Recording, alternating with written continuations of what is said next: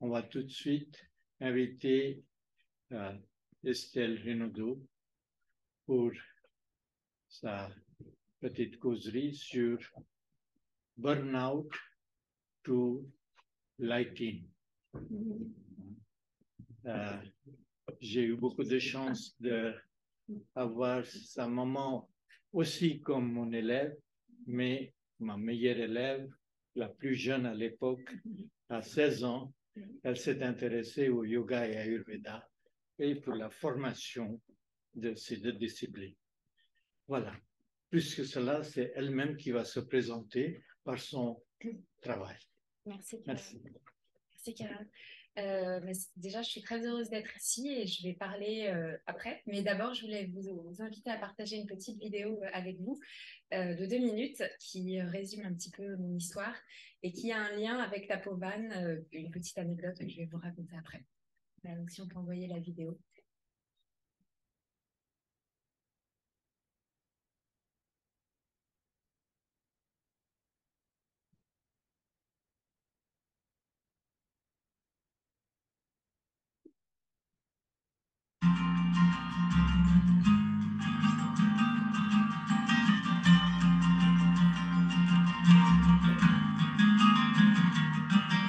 Some call it fate, some call it love, some call it guidance from above. You are the reason we found ours, so thank you, stars.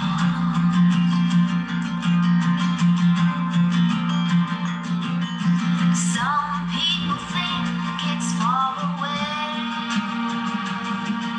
Some know it's with them every day. You are the reason we found ours, so thank you, stars.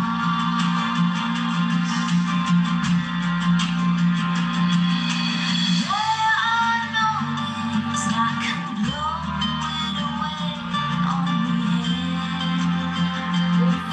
When they try to blow it away, is when you know we will always be there. To some it's the strength to be apart. To some it's a feeling in the heart. And when you're out there on your own, it's the way back home.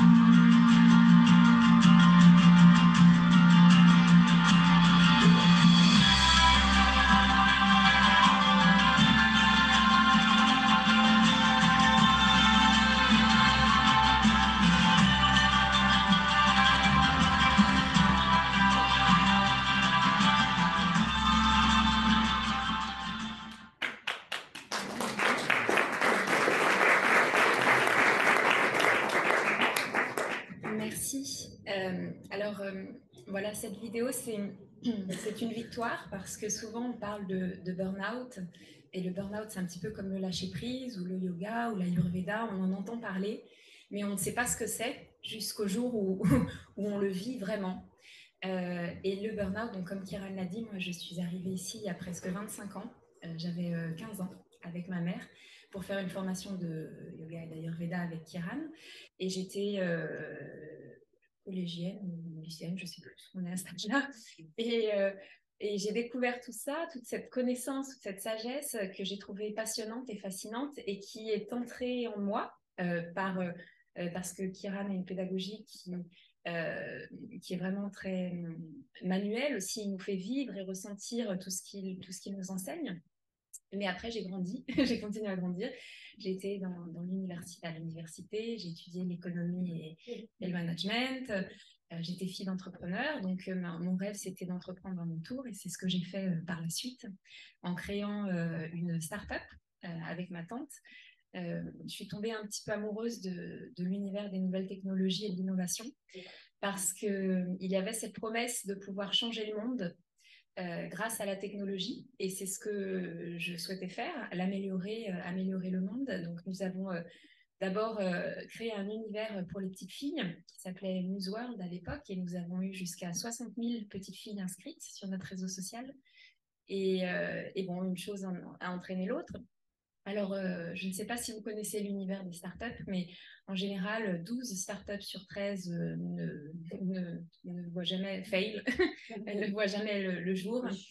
Voilà, elles échouent. Et je me suis retrouvée un petit peu à l'opposé du yoga et de l'Ayurveda, tout en ayant cette conscience.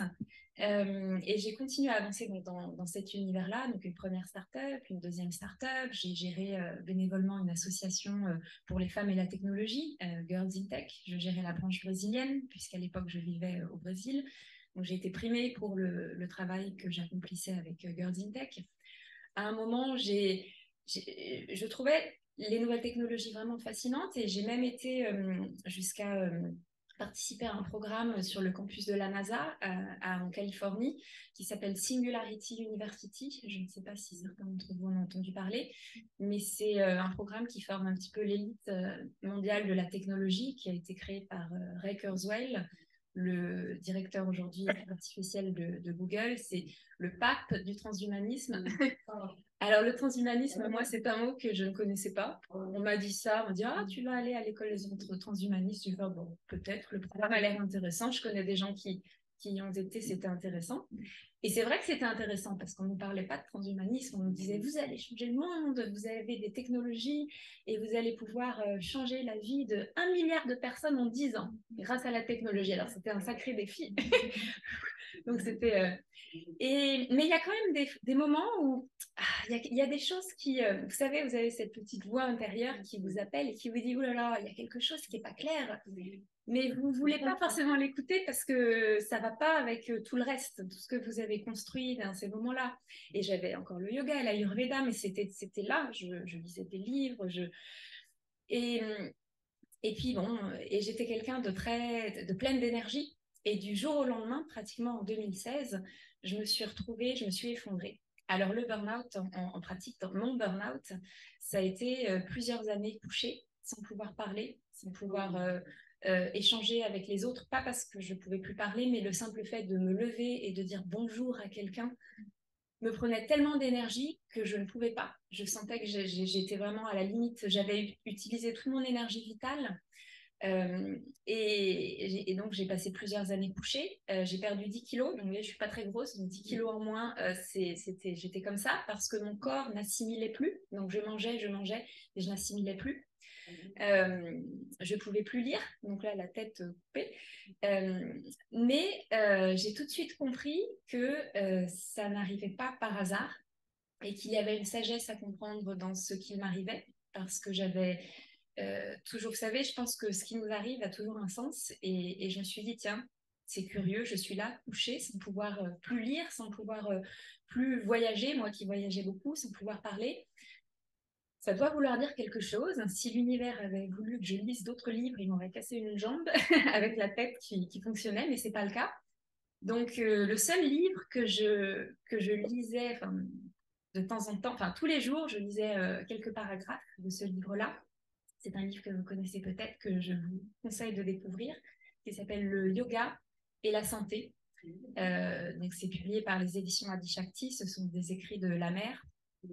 Et c'est absolument merveilleux. Ça a vraiment été un livre qui m'a donné la foi et aidé à comprendre plus en profondeur ce que je vivais.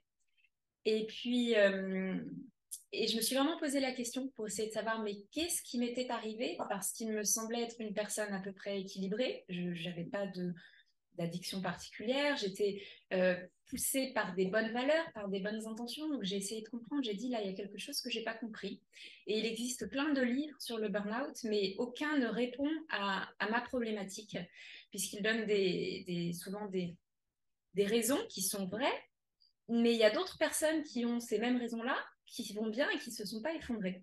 Donc, c'est comme ça qu'en réfléchissant, j'ai essayé de découvrir un petit peu, d'aller puiser, voir quelles étaient les racines du burn-out.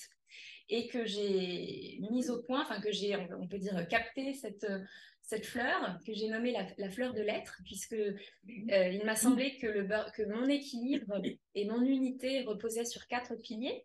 Donc, le pilier de la vie privée qui amène un équilibre émotionnel, le pilier de la vie professionnelle qui amène un équilibre financier, le pilier du corps physique qui amène un équilibre immunitaire et le pilier de l'épanouissement personnel qui amène un équilibre spirituel. Et cette fleur est nourrie par la sève, donc les courants qui sont les émotions, les valeurs, la mission et les envies. Et à l'intérieur, il y a l'être, donc l'être intérieur. Et j'ai compris en fait que que le burn-out n'était rien d'autre, on peut passer la deuxième slide, que le burn-out n'était rien d'autre qu'un mécanisme d'incohérence qui se créait dans le corps et qui allait toujours plus vers l'incohérence jusqu'à l'effondrement. Alors, il faut savoir qu'il existe différents niveaux de burn-out. On peut être bien fatigué, bien cramé ou complètement... ça dépend des gens. Et une chose que les gens ne savent pas, c'est qu'un burn-out, selon l'assurance maladie, c'est à peu près 3 ans d'incapacité de travail, en moyenne. Donc, on dit, oui, j'ai fait un burn-out, ça a duré 15 jours. Non, c'est 3 ans minimum. Et il y a des personnes dans la salle qui sont qui ont vécu ça. Et ça dure des années. Donc, et quand on est un peu addict au Vata, comme je le suis, c'est très compliqué d'être couché dans un lit. Et donc, voilà, je me suis vraiment rendu compte que le burn-out était créé par l'incohérence. Et ce qui est intéressant, c'est qu'il y a l'incohérence individuelle, mais il y a vraiment une incohérence aussi collective.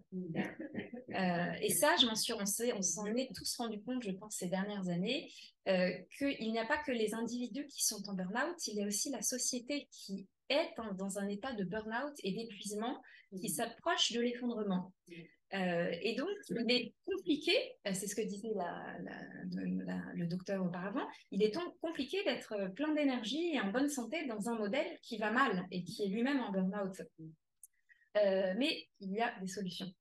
Donc, il y a différents états de burn-out, d'incohérence. Le premier, ça va être l'état de synchronicité, qui est l'état de la fluidité, l'état où tout est fluide, l'état de l'unité, pour parler en termes yoga.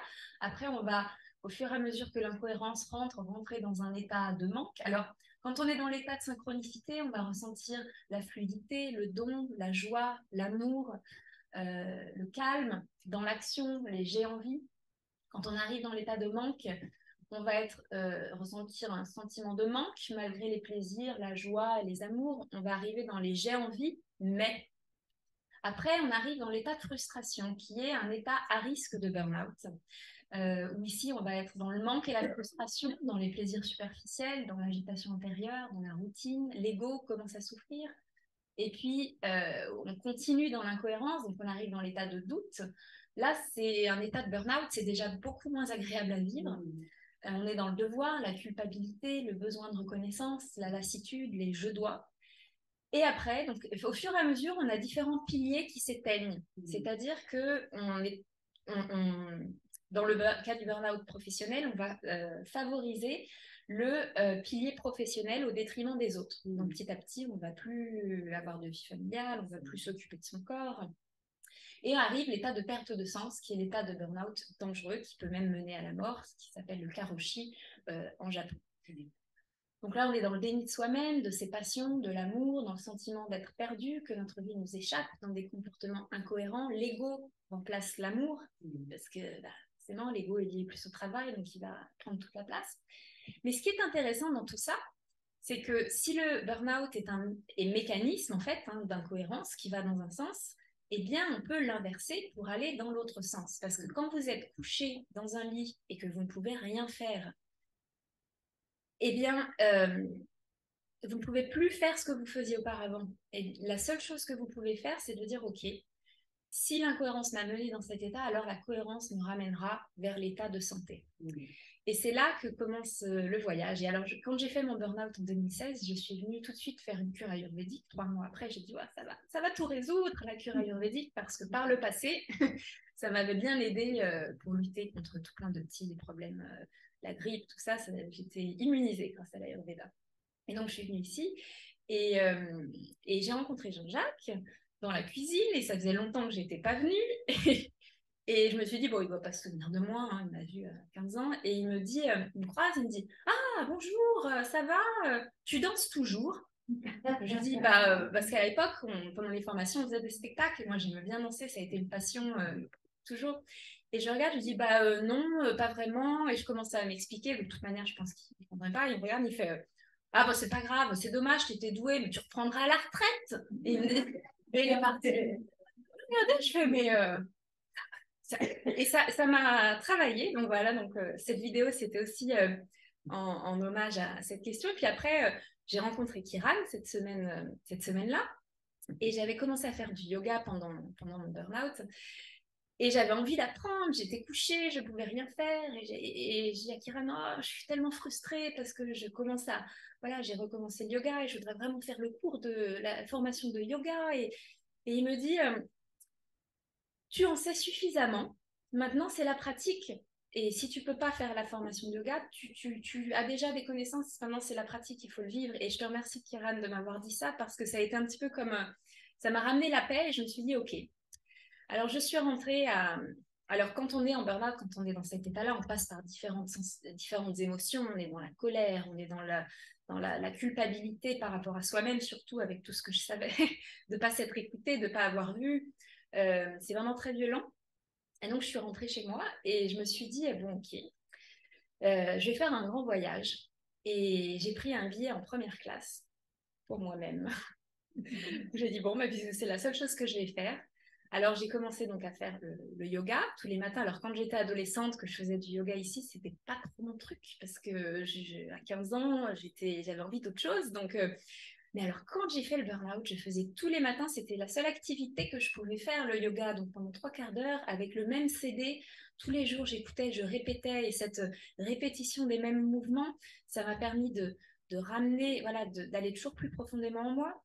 Et puis après, j'avais la tête mais tendue, vous savez. Alors, je ne bois pas d'alcool et je ne suis jamais allée dans des concerts de hard rock. Mais si je pouvais décrire la sensation que j'avais, c'était d'avoir passé la nuit dans un concert de hard rock à boire de la vodka.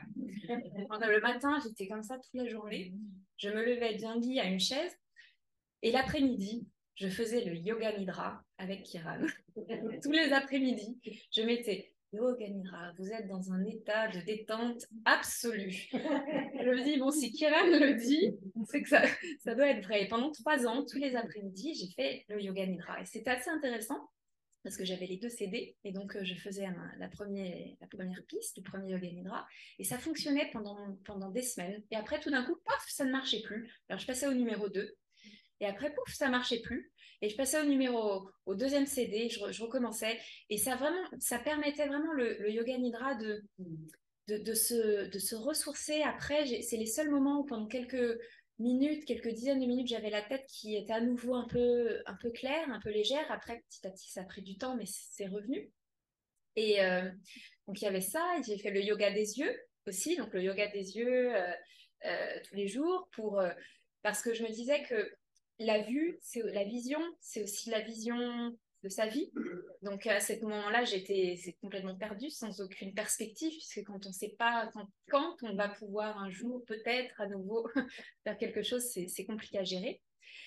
Et surtout, ce qui m'a beaucoup... Donc du burn-out au lighting, et petit à petit, quand j'ai commencé à intégrer tout ça dans mon quotidien, j'ai commencé à ressentir ces petits éclairs, ces petites lueurs à l'intérieur de moi, ces petites étincelles qui, pendant quelques minutes, quelques heures, englobaient tout mon être et me ramenaient la paix et me mettaient dans la lumière. Et j'ai appelé ça le light-in.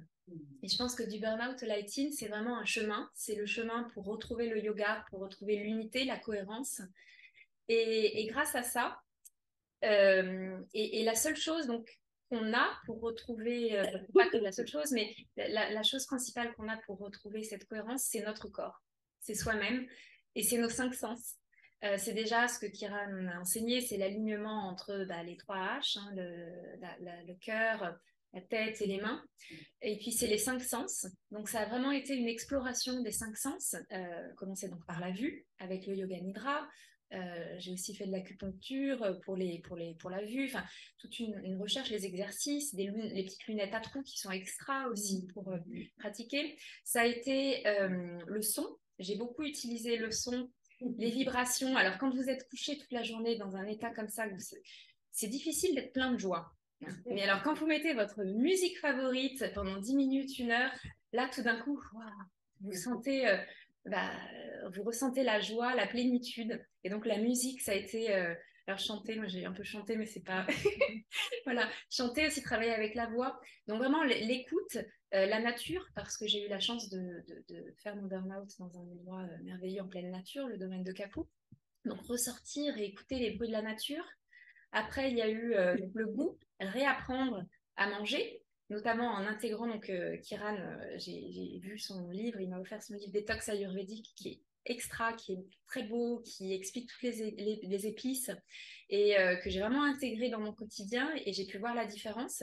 Notamment, comme je vous ai expliqué, mon corps n'assimilait plus. Donc à partir du moment où j'ai recommencé à intégrer les épices et à faire des associations un peu ayurvédiques, j'ai repris du poids et, voilà, et des vitamines et des minéraux, tout ce dont je manquais. Donc il y avait la vue, le goût, qu'est-ce que j'ai dit, les oreilles. Après, qu'est-ce qu'il y a? L'odorat, voilà, exactement. Donc l'odorat, j'ai aussi, donc pareil, fait un petit peu, j'ai étudié un petit peu les huiles essentielles, tout ce qui est diffusion, parce qu'à l'époque, mon père aussi a été malade. Donc il a développé une maladie type Alzheimer, donc je me suis intéressée à l'odorat, comment est-ce que l'odorat pouvait nous aider. Je me suis dit, ah, c'est pas mal pour le burn-out aussi. Donc voilà. Et le dernier toucher, voilà, on arrive au toucher. Alors j'avais appris donc les massages avec Kira et toute l'équipe de Tapovan. Donc je suis pas devenue masseuse parce que c'était pas ma vocation, mais j'ai massé des personnes, des amis. Et ce que j'ai redécouvert pendant mon burn-out et ce que je vous invite à redécouvrir, c'est l'automassage. Mais l'automassage, au-delà du on se huile le matin 5 minutes, vraiment faire un abhyanga de 45 minutes avec soi-même. Comme on se masse soi-même, c'est parfois difficile d'appliquer la technique qu'on fait sur une autre personne, mais vraiment laisser faire ses mains, retourner parce qu'elles savent en fait. Et j'ai été étonnée de voir à quel point les mains vont là où elles ont besoin d'aller. Et à chaque fois, toujours, donc je me mets toujours le CD de Gayatri Mantra pendant 1 heure, donc c'est Gayatri Mantra et je me masse et j'adore les massages, hein. J'ai été bien sensibilisée, donc j'adore quand on me fait un massage. Mais quand je me masse moi-même, c'est quelque chose, ça m'emmène dans une autre dimension. Donc je pourrais vous inviter à faire ça, à redécouvrir l'automassage et à laisser faire vos mains. C'est une chose que j'ai vraiment découverte, vous me dites par rapport au temps, parce que sinon voilà. Une chose que j'ai, quelques minutes, super, que j'ai vraiment redécouvert, c'est l'intelligence du corps. Donc il y a eu le yoga, l'ayurveda, qui m'ont vraiment, qui ont été la base, qui était là et qui ne demandait qu'à, ce que vous disiez hier soir, c'est que voilà, Kiran et toute l'équipe de Tapovan ont semé des petites graines en chacun d'entre nous. Et parfois, elles germent tout de suite, elles poussent tout de suite, et parfois, ça sera des années plus tard. Et chaque graine va s'exprimer ou pas. Et ça a vraiment été, j'ai vraiment eu cette chance de découvrir tout ça, et c'est resté en moi, et ça m'a guidée. Ça m'a guidée parce que j'avais des outils. Donc, j'avais des outils qui m'ont permis de retrouver cette unité et de quelque part vivre mon burn-out dans la joie et la plénitude, même si c'était pas tout le temps. Parce qu'il faut pas, j'étais pas non plus. Il y avait beaucoup quand même d'impatience, beaucoup de frustration parfois, mais petit à petit, quand on est dans ce voyage-là, dans un voyage vers soi-même, tout a un sens. Et donc, je me suis aussi reconnectée à l'intelligence du corps et je trouve ça exceptionnel parce qu'auparavant, je parlais beaucoup d'intelligence artificielle et tout venait de l'extérieur. On allait changer le monde grâce à l'extérieur, mais en commençant à travailler à œuvrer avec mon corps, je me suis rendu compte que les choses venaient à moi. Auparavant, je m'étais épuisée parce que j'étais dans ce modèle-là, dans un modèle que j'ai nommé le modèle technologique de la société technologique, qui crée des cercles de dépendance. Ça, j'en parle aussi dans mon livre. Je ne vais pas en parler trop aujourd'hui parce que ce n'est pas le sujet, mais c'est vraiment le modèle technologique est basé sur des piliers comme la fleur de la société, donc la compétition, la propriété intellectuelle, le pouvoir, l'argent. Et quand on n'est pas en cohérence avec ces valeurs-là, on va vers l'effondrement. Et c'est une société qui crée des cercles de dépendance. Il y a quelques personnes qui tirent les fils et qui créent des cercles de dépendance où nous sommes tous des esclaves, en fait. Nous sommes au service de la technologie. Et donc, ce que j'ai aussi compris et écrit, c'est qu'il existe en parallèle une société biologique qui suit la logique du vivant, qui elle est basée sur la nature, en fait, sur les principes de la nature, sur le principe de coopération, de local, de partage, de temps, où le temps remplace l'argent, c'est une valeur. Et donc, pardon? Abondance, exactement. Et au lieu d'avoir des cercles de dépendance, cette société-là crée des cercles d'abondance. Et c'est ça que j'ai compris. Et dans cette société-là, l'humain est au centre et le corps devient l'outil. C'est plus la technologie. Et auparavant, je m'étais épuisée parce que je voulais changer le monde, je voulais le rendre meilleur. Mais qu'est-ce que ça veut dire, ça, en fait? Je pensais que, voilà, avec mon énergie vitale, je l'ai bien utilisée, je l'ai bien gaspillée. Et la technologie, et finalement, ça n'a servi à rien d'un point de vue pratique. Enfin, si, non, c'est pas vrai, parce qu'il y a des milliers de petites filles qui nous écrivent encore aujourd'hui pour nous dire à quel point ce qu'on a fait les a aidées. Mais il y a vraiment eu... et aujourd'hui, grâce au yoga et à l'Ayurveda, je me suis rendu compte qu'en œuvrant avec ce que j'ai, donc mon corps, mes sens, mon alignement, les choses arrivent à moi. Je suis beaucoup plus efficace qu'auparavant. Ce qui permet de ne plus être dans la culpabilité de « Oh mon Dieu, j'ai pas travaillé 8 heures par jour aujourd'hui » ou parce que je ne pourrais plus travailler comme avant, même si je le voulais. Mon corps ne le pourrait plus. Donc, je suis poussée à innover encore différemment, à trouver des techniques pour arriver dans cette fluidité, cette synchronicité qui va amener les événements à nous. Et voilà, et l'une des dernières choses que j'ai pu aussi comprendre, c'est que je crois que nous allons vers une société qui doit rouvrir un petit peu, qui doit faire de la place à la féminité, à la nature, et les hommes, enfin la société dans laquelle j'étais avant, et moi-même j'étais très féminine, mais j'étais très masculine. Et aujourd'hui, je réapprends à être une femme, donc à suivre les cycles de la nature, à avoir des moments où j'ai de l'énergie, des moments où je n'en ai pas, et dire ok, c'est ok. Et je voudrais juste terminer sur, voilà, donc je suis franco-italienne, donc j'ai été imprégnée très jeune par la culture indienne, par Kiran, par les livres de la mer, notamment qui sont tous à mon chevet, mais aussi par la culture brésilienne, parce que j'ai vécu au Brésil de nombreuses années, et au Brésil, ils ont une phrase qui dit « On peut apprendre soit dans l'amour, soit dans la douleur ». Et je pense qu'en étant enfant, j'ai beaucoup appris dans l'amour, et puis dans l'adolescence, et après, j'ai commencé à apprendre un peu par les deux, et dans le burn-out, ça a été très violent, donc ça a vraiment été une grande souffrance, et encore aujourd'hui, parfois, sur certaines choses, j'apprends dans la douleur, et on dit toujours oui, on apprend dans la douleur. Alors oui, c'est vrai, mais il me semble que nous arrivons à un moment de notre histoire où nous sommes prêts à changer de modèle et à apprendre dans l'amour, et c'est pas évident, mais c'est grâce au yoga et à l'Ayurveda, on arrive à ça. Et donc, voilà, donc mon message, ce livre que j'ai écrit, c'est vraiment un témoignage. C'est un livre qui comporte différentes parties, qui parle du témoignage, qui parle de la société, qui parle du lighting. Mais mon objectif, c'était vraiment de permettre de partager mon histoire pour que d'autres puissent apprendre dans l'amour et non pas dans la douleur, comme moi je l'ai fait dans ce cas-là. Voilà. Merci.